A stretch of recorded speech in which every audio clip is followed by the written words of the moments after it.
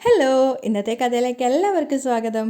അങ്ങനെ ആദർശും നയനയും അതുപോലെ തന്നെ കല്യാണിയും കിരണും ഒക്കെ ഒന്നിച്ച് കണ്ടുമുട്ടിയിട്ടാണല്ലോ ഉള്ളത്. ആ സമയത്ത് ആദർശ് പറയുന്നുണ്ട്, എന്തായാലും കല്യാണി ഡൽഹിയിലേക്ക് പോകുന്നതിന് മുന്നേ കണ്ടുമുട്ടിയത് നന്നായി. എന്തായാലും ടി വിയിൽ ലൈവായിട്ട് ന്യൂസൊക്കെ വരുമല്ലോ അല്ലേ? ആ വരും. എടാ, ഞാൻ നിന്നോട് സീരിയസ് ആയിട്ട് വീണ്ടും പറയാണ്, കല്യാണിയെ ഞാൻ എൻ്റെ ഫീൽഡിലേക്ക് കൊണ്ടുവന്നതുപോലെ നിനക്ക് തന്നെ അറിയാം, നിൻ്റെ ജ്വല്ലറിയിൽ ഏറ്റവും നന്നായിട്ട് ഡിസൈൻ വരയ്ക്കുന്നത് നയനയാണെന്ന്. അതുകൊണ്ട് തന്നെ നയനയെ നീ ആ ഒരു സെക്ഷൻ മുഴുവനായിട്ട് വിട്ടുകൊടുക്ക്. അങ്ങനെയെങ്കിൽ നിന്റെ ജ്വല്ലറിക്ക് വളർച്ചയുണ്ടാവും. അപ്പോൾ ആദർശും നയനയും പരസ്പരം പുഞ്ചിരിച്ചുകൊണ്ട് ആദർശ് പറയുന്നുണ്ട്, ആ അങ്ങനെ ചില പ്ലാനുകളൊക്കെ എനിക്കും ഉണ്ട്. അതിനുശേഷം കിരണും കല്യാണിയും കൂടെ കൈ കഴുകാൻ വേണ്ടി പോയ സമയത്ത് ആദർശ് നയനയോട് പറയുന്നുണ്ട്, അതെ, ഇപ്പം നമ്മുടെ ജീവിതത്തിൽ വലിയ ബുദ്ധിമുട്ടുകളൊന്നുമില്ല, എല്ലാം സ്മൂത്തായിട്ട് പോവുകയാണ്.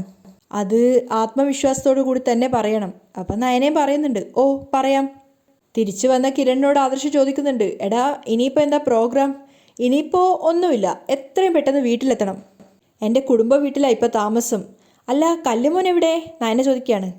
അത് നാളെ യാത്ര പറയുമ്പോൾ കല്ലുമോനെ കാണാൻ അവൾക്കൊരു വിഷമം, അതുകൊണ്ട് കല്ലുമോനെ കൂട്ടിയില്ല. അപ്പം കല്യാണി പറയുന്നുണ്ട്, അല്ല കല്ലുമോൻ്റെ കാര്യമൊക്കെ അവിടെ നിൽക്കട്ടെ, ഇനി എന്നാ നിങ്ങളുടെ കുഞ്ഞിനെ ഞങ്ങൾക്കൊന്ന് ലാളിക്കാൻ പറ്റുക?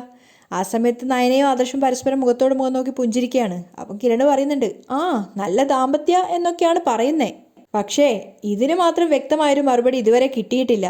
അതിനും ആദർശൊന്നും മറുപടി പറയുന്നില്ല. അപ്പോഴേക്കും കിരണ് വേഗം തന്നെ ബില്ല് പേ ചെയ്യാൻ വേണ്ടി പോകുന്നുണ്ട്. ആ സമയത്ത് ആദർശ് ഞാൻ കൊടുക്കാമെന്ന് പറയുന്ന സമയത്ത് കിരണ് പറയുന്നുണ്ട്, എൻ്റെ ഭാര്യക്കാണ് അവാർഡ് കിട്ടിയിരിക്കുന്നത്, അതുകൊണ്ട് ഞാനാണ് ട്രീറ്റ് ചെയ്യേണ്ടത്. പിന്നെ ഈ ഒരു ട്രീറ്റിൽ ഒതുക്കുന്നൊന്നും വിചാരിക്കേണ്ട, ഇതൊരു തുടക്കം മാത്രം ആവട്ടെ. ഇനി അങ്ങോട്ട് നമുക്ക് എല്ലാവർക്കും കൂടെ പുറത്തു പോയിട്ട് വലിയൊരു ഫംഗ്ഷനൊക്കെ അറേഞ്ച് ചെയ്യാമെന്നൊക്കെ പറയുന്നുണ്ട്. ആ സമയത്ത് അനിയെയും അവൻ്റെ വൈഫിനെയും അതുപോലെ നിൻ്റെ വീട്ടിലുള്ള ആൾക്കാരെയൊക്കെ കൂട്ടാമെന്നൊക്കെ കിരണ് പറയുന്നുണ്ട്. ആദർശ് നയനയും കൈ കഴുകാൻ പോയ സമയത്ത് കിരണ് ബില്ല് പേ ചെയ്യാണ്. അതിനുശേഷം കല്യാണി പറയുന്നുണ്ട്, നമ്മൾ വന്നുകൊണ്ടിരുന്നപ്പോഴൊക്കെ സംസാരിച്ചത് ആദർശിനെയും നയനയും കുറിച്ചാണ്. കൃത്യമായിട്ട് ഈ സമയത്ത് തന്നെ അവർ നമ്മുടെ മുന്നിൽ വന്ന് പെടുകയും ചെയ്തു. ഇത് ഭയങ്കര കോയിൻസിഡൻസ് ആണല്ലോ. ആ സമയത്ത് കിരണും പറയുന്നുണ്ട്, ഈ ഒരു സമയത്ത് അവരൊരിക്കലും ഇങ്ങോട്ടേക്ക് പ്രതീക്ഷിച്ചിട്ടുണ്ടായിരുന്നില്ല.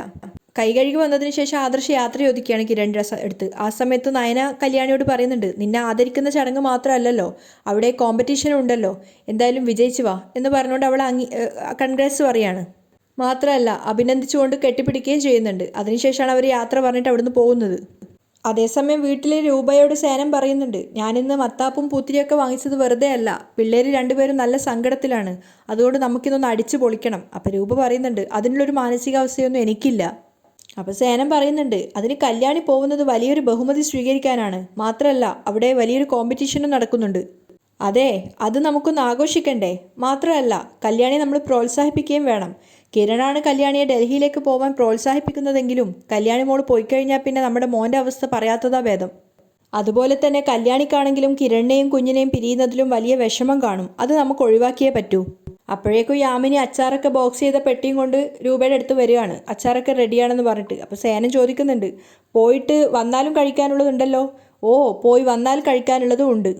എല്ലാം രൂപ മേഡം നോക്കിയും കണ്ടും ചെയ്തതാണല്ലോ, ഞാൻ സഹായിച്ചു എന്നേ ഉള്ളൂ. അപ്പോഴേക്കും കല്യാണിയും കിരണും അങ്ങോട്ടേക്ക് വരുന്നുണ്ട്. അവരെത്തിയപ്പോൾ തന്നെ കിരൺ ചോദിക്കുന്നുണ്ട്, ഇതെന്താ നിങ്ങളാരും ഉറങ്ങുന്നില്ലേ? എങ്ങനെ ഉറങ്ങാനാടാ മോനെ, ഇന്ന് മോൾക്ക് നല്ലൊരു അംഗീകാരം കിട്ടിയതിൻ്റെ അടിച്ചു പൊളിക്കലിൻ്റെ പരിപാടി നടത്തുകയാണ് നമ്മൾ. അടിച്ചു പൊളിക്കാനോ? എന്താ അച്ഛനും ഉദ്ദേശിക്കുന്നത്? അന്ന് മോൾക്കൊരു ബഹുമതി കിട്ടിയ സമയത്ത് നമ്മളൊരു കേക്ക് മാത്രമല്ലേ കട്ട് ചെയ്തുള്ളൂ. ഇന്ന് ആദരിക്കൽ ചടങ്ങാണ് നടത്തുന്നത്, അതുകൊണ്ട് നമ്മളത് ആഘോഷിക്കുക തന്നെ വേണം. മോള് ഡൽഹിയിൽ പോകുന്നതോ അവിടുന്ന് ആദരിക്കൽ ചടങ്ങ് ഏറ്റുവാങ്ങുന്നതോ കാണാനൊന്നും നമുക്ക് പറ്റില്ല. അതുകൊണ്ട് അതിന് മുമ്പായിട്ട് ചെറുതായിട്ടൊരു അഡ്വാൻസ് ആയിട്ടൊരു പ്രോഗ്രാം. അത് കേട്ടപ്പോൾ കിരണും സപ്പോർട്ട് ചെയ്യുന്നുണ്ട്. പക്ഷേ കല്യാണിക്ക് മാത്രം ചെറിയൊരു ടെൻഷനാണ്. അപ്പം സേനം പറയുന്നുണ്ട്, നമുക്കിന്ന് കമ്പിത്തിരിയും മത്താപ്പൊക്കെ കത്തിച്ച് അടിച്ച് പൊളിക്കാം.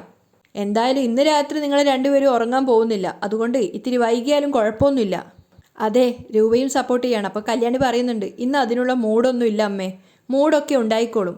അപ്പോൾ സേനം പറയാണ്, ഇന്ന് രാത്രി ഈ വീട്ടുമുറ്റത്ത് പ്രകാശം പരക്കട്ടെ, എല്ലാവരുടെയും മുഖത്ത് പൂത്തിരി കത്തട്ടെ.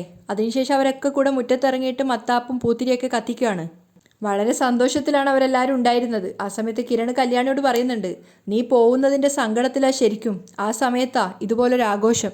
അപ്പോൾ സേനം പറയുന്നുണ്ട്, എടാ മോള് പോകുന്നത് അതിനൊരു നല്ല കാര്യത്തിനല്ലേ, ആർക്കും കിട്ടാത്തൊരു അംഗീകാരമല്ലേ മോൾക്ക് കിട്ടിയിരിക്കുന്നത്, പ്രത്യേകിച്ചും നമ്മുടെ കുടുംബത്തിൽ. സത്യം പറഞ്ഞാൽ അന്ന് ആൽബി തലക്കടിയേറ്റ് കിടന്നപ്പോൾ ആഘോഷിക്കാനൊന്നും പറ്റിയില്ല, അതുകൊണ്ട് ഇന്നിപ്പോൾ കടം തീർത്തതാ. അത് കേട്ട് രൂപയും പറയുന്നുണ്ട്, ആഘോഷം ഇവിടം കൊണ്ടൊന്നും അവസാനിക്കാൻ പോകുന്നില്ല മോളെ, മോളിനി മത്സരത്തിൽ ജയിച്ച് വന്നു കഴിഞ്ഞാൽ ഇതിനേക്കാളും വലിയ ആഘോഷമായിരിക്കും നടക്കാൻ പോകുന്നത്. അങ്ങനെയെങ്കിൽ സോണിയയും ആൽബിയെയും കൂടെ വിളിക്കണം. ആ സമയത്ത് സേനം പറയുന്നുണ്ട് ആൽബിക്ക് ഇങ്ങോട്ടേക്ക് വരാൻ പറ്റാത്തതിൽ വിഷമമുണ്ട്. അവൻ്റെ ഒരു അടുത്ത റിലേറ്റീവിൻ്റെ കല്യാണം ആയതുകൊണ്ടാണല്ലോ അവർ പോയത്. അത് കേട്ട് കല്യാണി പറയുന്നുണ്ട് എനിക്ക് സോണിയ ഒന്ന് കാണണമെന്നുണ്ടായിരുന്നു. അത് സാരമില്ല, മോള് പോയിട്ട് വാ. തിരിച്ചു വന്നതിന് ശേഷം നമുക്ക് എല്ലാവർക്കും കൂടെ അടിച്ച് പൊളിക്കാം. ഇവരുടെ ഈ ആഹ്ലാദമൊക്കെ യാമിനി ക്യാമറയിൽ പകർത്തുന്നുണ്ടായിരുന്നു. അതാണെങ്കിൽ വിദൂരതയിലിരുന്നോണം കാർത്തിക സ്റ്റാറ്റസ് ആയിട്ട് കാണുകയാണ്, വാട്സപ്പിൻ്റെ സ്റ്റാറ്റസ് ആയിട്ട്. അത് കാണുന്ന സമയത്ത് അവളുടെ മനസ്സിൽ സന്തോഷം നിറയാണ്. ഓ, ഡൽഹിയിൽ വെച്ച് അവാർഡ് കിട്ടുന്നതിൻ്റെ പാർട്ടി ആയിരിക്കും. അപ്പോൾ കാർത്തിക ഫോണിൽ എന്തൊക്കെയോ ചെയ്തുകൊണ്ടിരിക്കുന്നിടത്തേക്കാണ് പ്രകാശൻ ഇറങ്ങി വരുന്നത്. പ്രകാശൻ കാർത്തിയെ കണ്ടിട്ട് നിറഞ്ഞ മനസ്സോടെ പുഞ്ചിരിച്ചുകൊണ്ട് ഇറങ്ങി വരികയാണ്. എന്നിട്ട് ചോദിക്കുന്നുണ്ട് മോൾ ഉറങ്ങിയില്ലായിരുന്നോ? ഇല്ല, കുറച്ച് പണിയുണ്ടായിരുന്നു. ഞാൻ വേണേ ഒരു കാപ്പി ഇട്ട് തരാം. പ്രകാശൻ പറയാണ്. അയ്യോ വേണ്ട, പിന്നെ അച്ഛൻ വന്ന സ്ഥിതിക്ക് ഞാനൊരു കാഴ്ച കാണിച്ചു തരാം എന്ന് പറഞ്ഞുകൊണ്ട് ആ ഫോണ് പ്രകാശനെ നേരെ നീട്ടുകയാണ്. പ്രകാശൻ ആ കാഴ്ച കണ്ടതും അയാളുടെ മുഖമൊക്കെ ആകെ ദേഷ്യമായിട്ട് മാറുന്നുണ്ടായിരുന്നു. അതിനുശേഷം ഫോൺ തിരികെ കാർത്തികയ്ക്ക് കൊടുത്തുകൊണ്ട് അയാൾ ചോദിക്കുകയാണ് ഇതെങ്ങനെ മോളുടെ ഫോണിൽ വന്നു? ഉടക്കി പിരിഞ്ഞെങ്കിലും ഞാൻ നമ്പർ ഡിലീറ്റ് ചെയ്തില്ലായിരുന്നു അച്ഛാ. കാർത്തിക പറയാണ്. അപ്പം തന്നെ പ്രകാശൻ പറയുന്നുണ്ട് അവരുടെയൊക്കെ നമ്പർ ഡിലീറ്റ് ചെയ്ത് കളഞ്ഞേക്ക് മോളെ, ഇല്ലെങ്കിൽ ഇതുപോലുള്ള കോപ്രായങ്ങൾ ഇനിയും കാണേണ്ടി വരും. അപ്പം തന്നെ കാർത്തിക പറയുന്നുണ്ട് അത് നല്ലതാ അച്ഛാ, അവിടെ നടക്കുന്ന കാര്യങ്ങളൊക്കെ നമുക്കറിയാലോ, അതിനനുസരിച്ച് നമുക്ക് തിരിച്ചടിക്കാം. നമുക്കും ഒരു ആഘോഷം പ്ലാൻ ചെയ്തിട്ട് നമ്മൾ സന്തോഷത്തോടെ ആടുകയും പാടുകയും ഒക്കെ ചെയ്യുന്നത് സ്റ്റാറ്റസ് ഇടാം. Good idea. പ്രകാശിന് സന്തോഷമാവുകയാണ്. അതിനുശേഷം അയാൾ പറയുന്നുണ്ട് അല്ല മോളെ, ആ നാരി പൂജയുടെ പ്രസാദം കിട്ടിയെന്നും പറഞ്ഞ് അമ്മ എനിക്കൊരു മെസ്സേജ് അയച്ചിട്ടുണ്ടായിരുന്നു. ഇത്ര പെട്ടെന്ന് അവിടെ കിട്ടിയോ? അപ്പോൾ കാർത്തിക് പറയുന്നുണ്ട് ഇന്ന് ചെന്നൈയിലേക്ക് ഫ്ലൈറ്റിൽ പോയ എൻ്റെ ഒരു സുഹൃത്തിൻ്റെ കയ്യിൽ ഞാൻ കൊടുത്തു വിട്ടതാ. അമ്മയ്ക്ക് വേണ്ടി അച്ഛൻ അർച്ചന കഴിച്ചു എന്ന് അറിഞ്ഞപ്പോൾ ആ പ്രസാദം ഉടനെ വേണമെന്നുള്ളൊരു പിടിവാശിയായിരുന്നു അമ്മയ്ക്ക്. അത് കേട്ടതും പ്രകാശിൻ്റെ ഹൃദയത്തിൽ ഭയങ്കര സന്തോഷം നിറയാണ്. പിന്നെ ഒട്ടും താമസിച്ചില്ല, അമ്മയ്ക്ക് ഉടനെ അത് കൊടുത്തു വിട്ടു. കാർത്തികയെ അതുപോലെ അയാളെ സുഖിപ്പിച്ചുകൊണ്ടിരിക്കുകയാണ്. അച്ഛനിപ്പോൾ അമ്മയെ കാണാൻ ആഗ്രഹിച്ചിരിക്കുകയാണെന്ന് എനിക്കറിയാം, എങ്കിൽ അതിൻ്റെ ഇരട്ടിയുടെ ഇരട്ടി അമ്മയും അച്ഛനെ കാണാൻ ആഗ്രഹിച്ചിരിക്കുന്നുണ്ട്. പ്രകാശൻ്റെ ഹൃദയത്തിൽ നിന്ന് നിറഞ്ഞ ചിരി വരികയാണ്. അത് കണ്ടിട്ട് കാർത്തിക മനസ്സിൽ വിചാരിക്കുന്നുണ്ട് അയ്യടാ നിറഞ്ഞ ചിരി.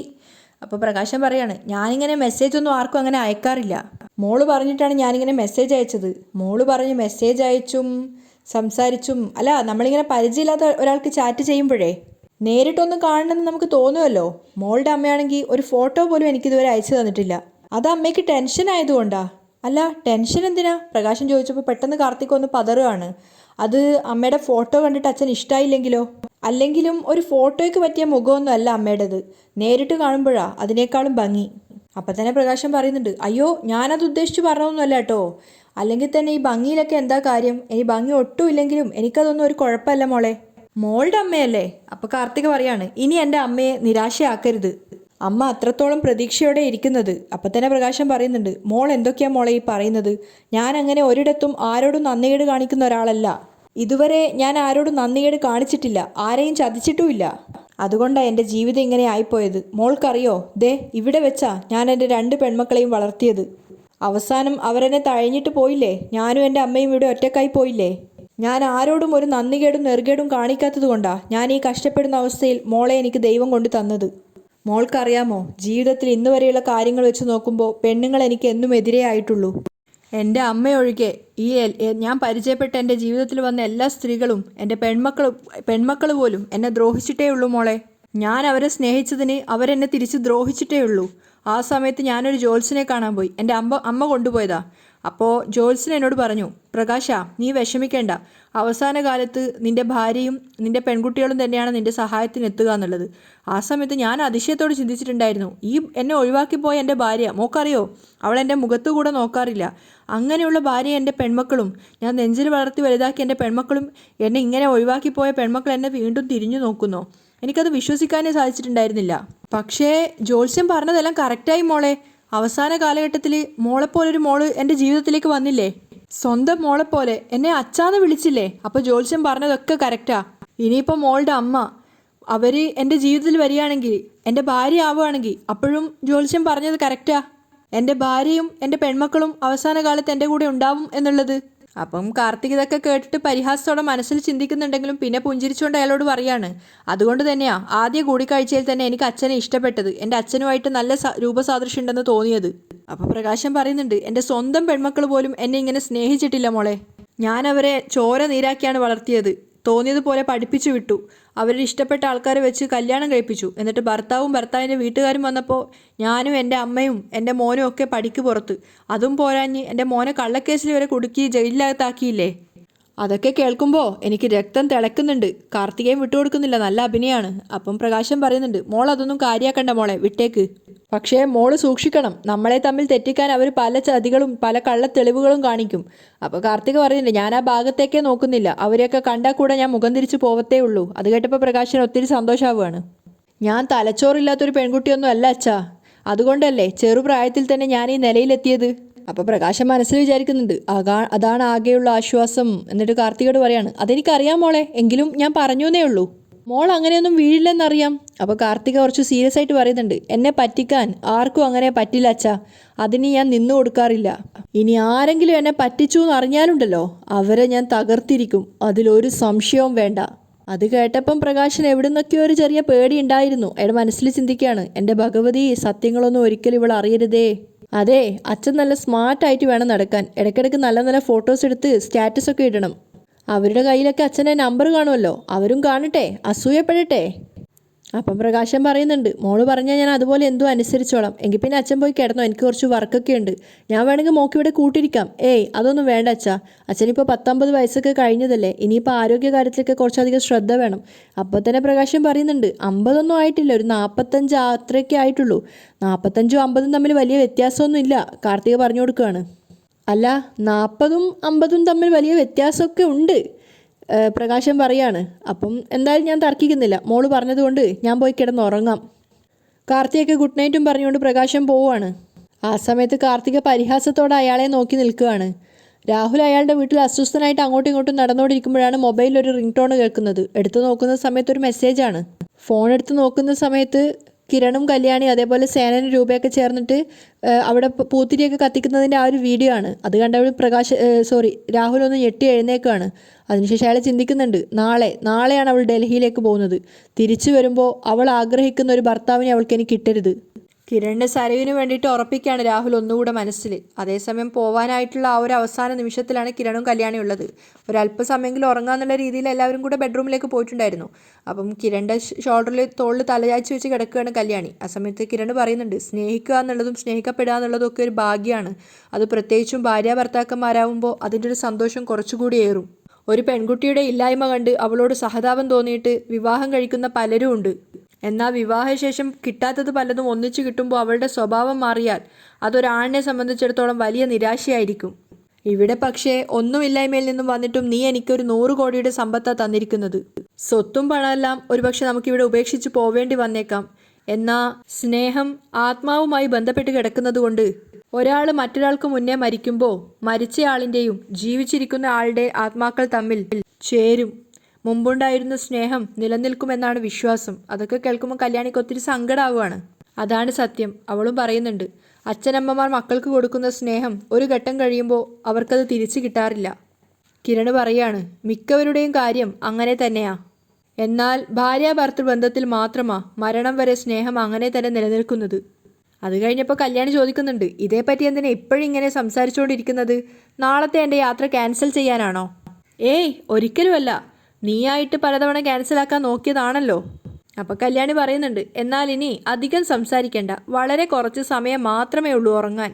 അത് കേട്ടതും കിരൺ പ്രണയത്തോട് പറയുന്നുണ്ട്, ഉറങ്ങാൻ ശ്രമിക്കുക എന്ന് പറ. അത് കേട്ടതും കല്യാണി ഒന്നുകൂടെ അവനിലേക്ക് ചേർന്നിരിക്കുകയാണ്. അവിടെയാണ് ഇന്നത്തെ എപ്പിസോഡ് വൈൻഡപ്പ് ചെയ്യുന്നത്.